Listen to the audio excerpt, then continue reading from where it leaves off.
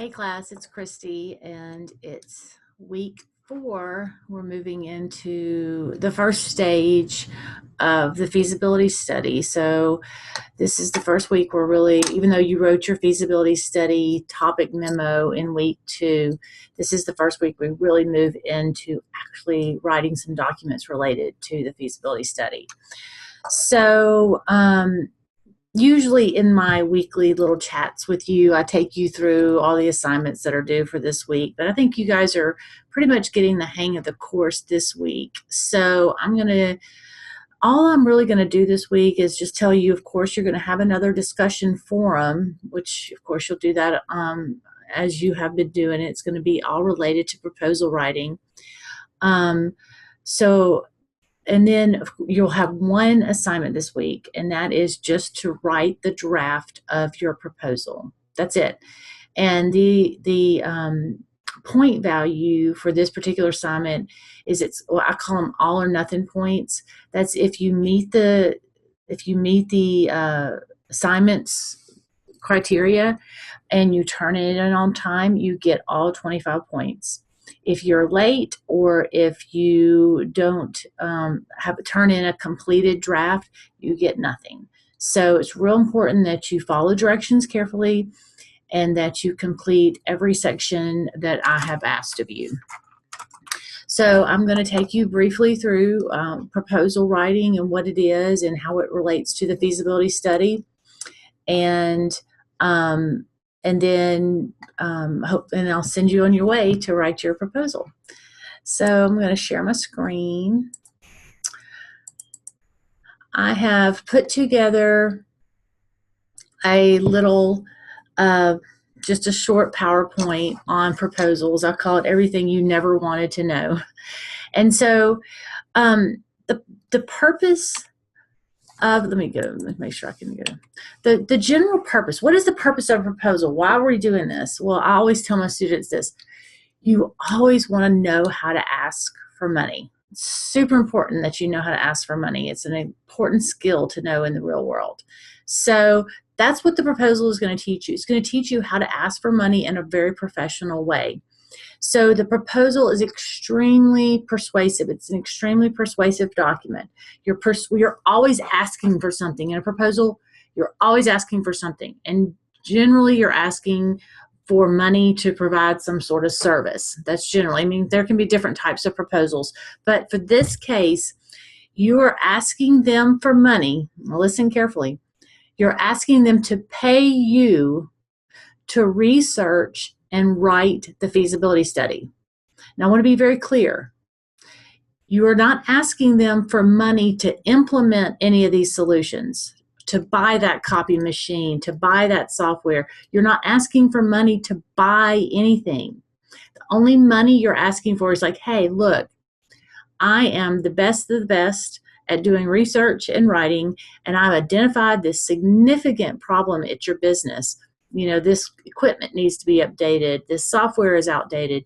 All these problems in your business, whatever it is I've identified, and this problem is so significant that you need to bring in someone like me to do the research to find the best solution that you can go out and implement. So you're only being paid for your time and your mind, your effort, your mind, your effort to do the research and analyze the research. So you have to convince them.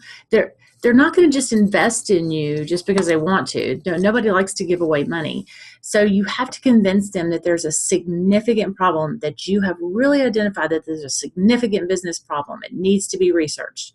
And if they don't do this research right now, that they're potentially going to lose money, lose customers, have major inefficiencies in their business. I mean, you really have to pointedly show them that this problem is going to affect their bottom line. So that's the persuasive element of the proposal. Then there's also an informative element. You're going to tell them, once you've persuaded them that there's a significant problem, then it's your job to inform them how you can fill the need and solve the problem. So you're going to give them details of the solutions that you're going to research and how you're going to go about researching those solutions and how much it's going to cost to do the research. So that's kind of the general outline of the proposal that you're going to do. So how are you going to convince them that the business problem that they're experiencing is significant? I mean, that's just so key to this. You will do your research. This is a heavily researched proposal. I always tell my students the one way you can guarantee that your proposal will not be accepted is if it's poorly researched. People do not buy in when you say, well, it's my opinion that if you don't do this, you're going to have significant business problems. That's crap. What they want to know is where's the research to prove or back up that statement. If you were to say, hey, the Department of whatever believes that according to these workforce statistics that companies that solve this problem increase efficiencies by 20%. Now that's significant. That's some hard research that I can hang my hat on. So that's the kind of facts and statistics that you're going to have to find. Well, what if there are no facts and statistics like that related to your problem, which there might not be. It depends on the nature of the problem. Well, sometimes what employers want to know is that their employees or their customers are significantly unhappy with this problem. So doing some interviews and showing the frustration level with the problem can be very good research. Also, competitive research. What are their competitors doing? Have their competitors solved this problem and seen some significant improvements? And if so, man, that's really powerful type of research. Or you go out there and let's say the problem is that they need to scheduling software, for example, that they don't have, they're doing really inefficient pen and paper scheduling, and you're trying to move them to a technology version of scheduling software. So you could go out and review some current literature on this software that proves that this type of software makes a business more effective. So that's what I talk about, review current literature. Also, you could go and look at their historical financial data, and you could say, look, over the past 5 years, because of this problem, you've lost X amount of dollars. Man, if you show them their hard numbers, their hard lines, that's real powerful information.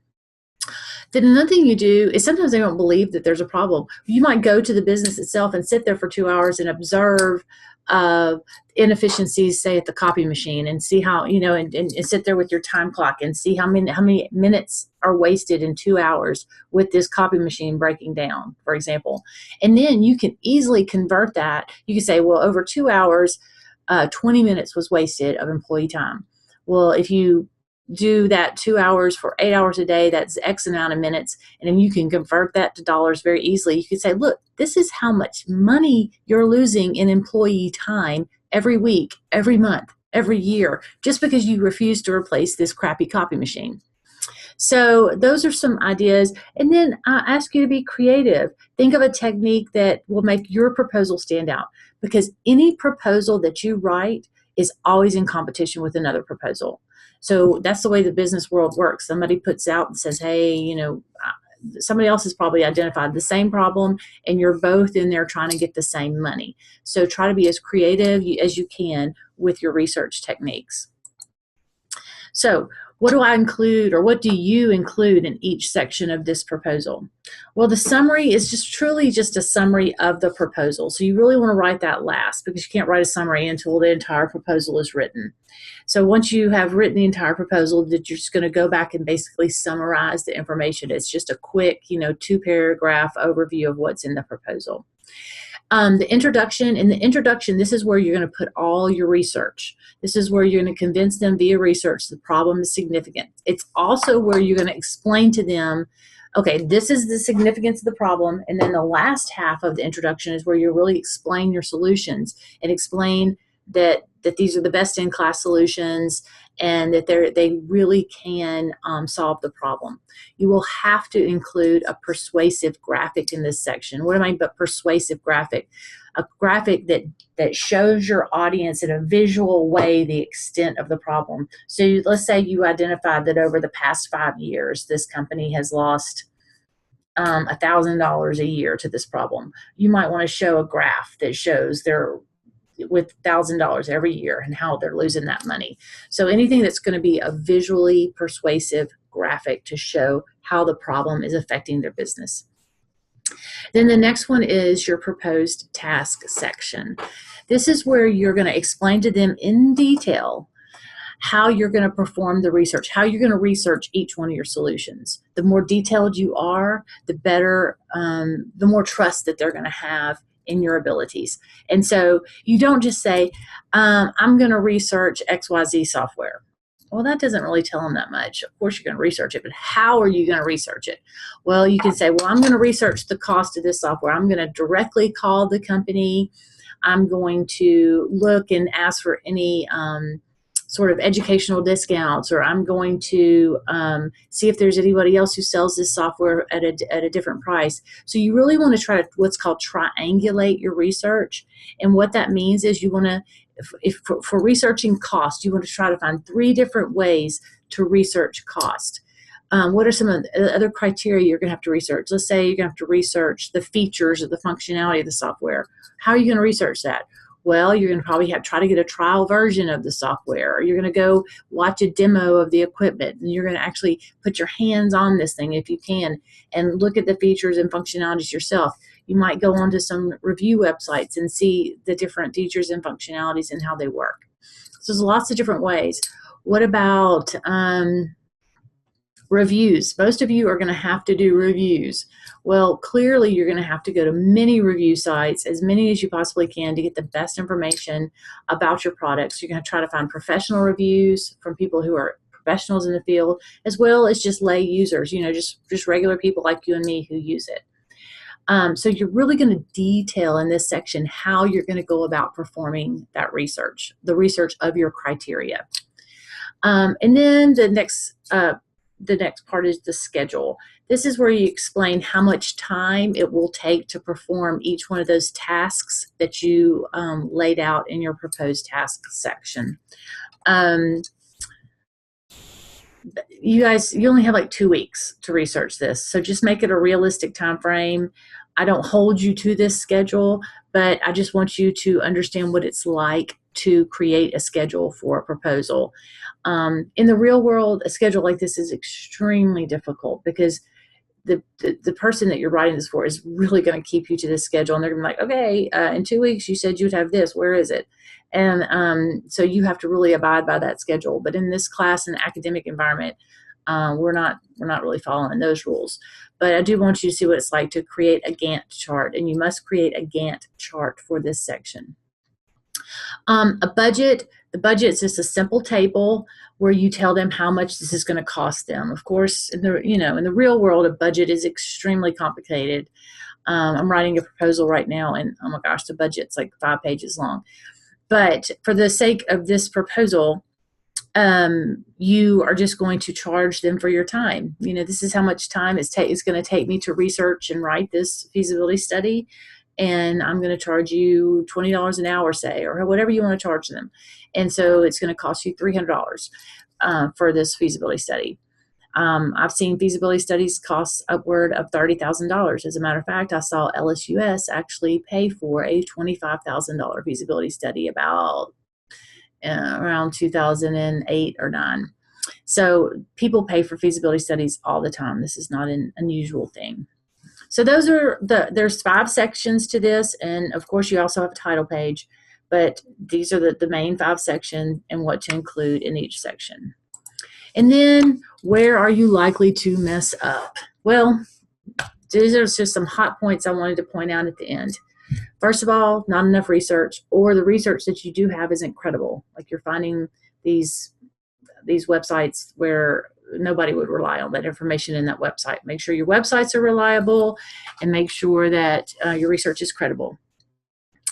Or the next thing is that you haven't convinced your audience that the problem is costing them more than the solution. You have to show them that whatever money they're going to invest in paying you to do this research or invest in the solutions themselves ultimately is going to gain them some benefit in the long run. You have to convince them that they have to spend money to make money. So that's a really hard argument to make because nobody likes to spend money. Another place where I find students mess up is just unprofessionalism in their overall design and writing. Lots of errors. If your design is off and you have errors all over your document, people are not going to trust you and they're not going to want to spend money on you. Another place is just unclear as to how the solutions are going to fix the problem. You might really identify the problem and really hit it hardcore and be like, oh, this is a significant problem. And then you just are kind of weak on how the solutions are actually going to fix the problem. So I see that happen a lot. So make sure that you not only tell them, hey, these are the solutions, but this is how the solutions are going to fix the problem. Now, be clear, even though you have to tell them how the solutions are going to fix the problem, you don't want to give away your research. What I mean is you're not going to provide any research of the actual solutions. So you're not telling them how much these solutions cost or what the features are or any of the reviews. You're not giving them that information. They have to pay for that. So focus on the research for this proposal is research just to convince them that there is a problem, not research of the actual solutions. You'll research the actual solutions for the feasibility study. So hang on to that. And the last thing, of course, is you got to know your audience. So let's say your audience is a pastor. Well, what does that audience really care about? He cares about bringing people to the Lord, right? So somewhere in there, you need to hit on the fact that this solution is preventing people from finding God. Man, that would be a huge hot button. But if you mention that to a restaurant owner, he would think you're insane. But to a restaurant owner, he wants to know that the food he's serving is satisfying to his customers, and his employees are happy, and he's real concerned about how the business is running, and he's making the food most efficiently. And if you can point out that he's doing something to prevent all that stuff from happening, man, that's going to be a huge hot button. So know your audience's hot button and hit on those hot buttons in your proposal. So that's kind of my proposal overview or my little proposal lecture. I hope that this helped you. Please read all the information that's out there on proposals and read your chapter, and definitely read the sample proposals that I have provided to you. I provided some proposal drafts this time. I will provide real proposals, full proposals next week. And these proposals, I've provided you the best of the best, students who've done great research, students who have heavily provide detail in their tasks, who've done great schedules and designs and things like that. So, please read those. I think don't just read one, read 2 or 3 or 4. And that way it's going to help you get a bigger picture of proposal writing in general. So I look forward to reading your drafts this week, and I'll give you feedback as soon as you start turning them in. And if you have any questions, place them in my online office. Have a great week. Thanks.